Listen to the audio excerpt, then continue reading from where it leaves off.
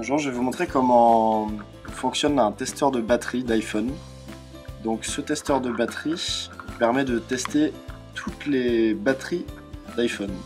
L'iPhone 5, l'iPhone 6, le 6 Plus, le 5S, le 4S, le 4.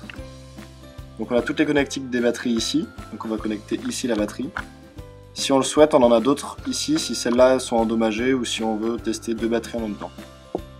Donc cet appareil est livré avec un câble micro USB qui est ici, qui permet de le charger, et un autre câble micro USB qui permet de le connecter sur une station de soudure ou sur un ampèremètre pour pouvoir comparer le voltage et l'ampérage.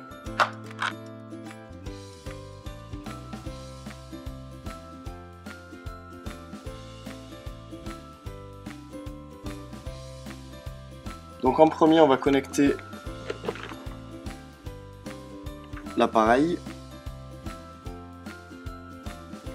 comme ceci.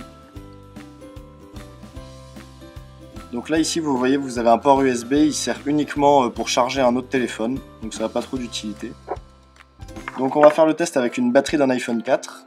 Donc en premier, on met la connectique de la batterie là où il y a écrit 4G.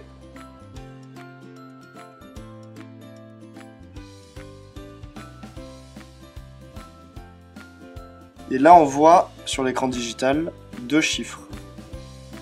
Donc celui qui est à gauche, c'est l'ampérage de la batterie. Et ici c'est le voltage. Donc le plus important, le voltage, il doit correspondre avec le voltage écrit sur la batterie. Si le voltage est bien inférieur à celui qui est inscrit sur la batterie, c'est que la batterie est défectueuse. En général, il doit se situer entre 4 et 4,50. Donc ici vous avez une petite vis cruciforme. Donc si l'ampérage est trop faible, vous pouvez l'augmenter légèrement avec un tournevis. Donc en tournant vers la droite, et là on voit ici que l'ampérage augmente.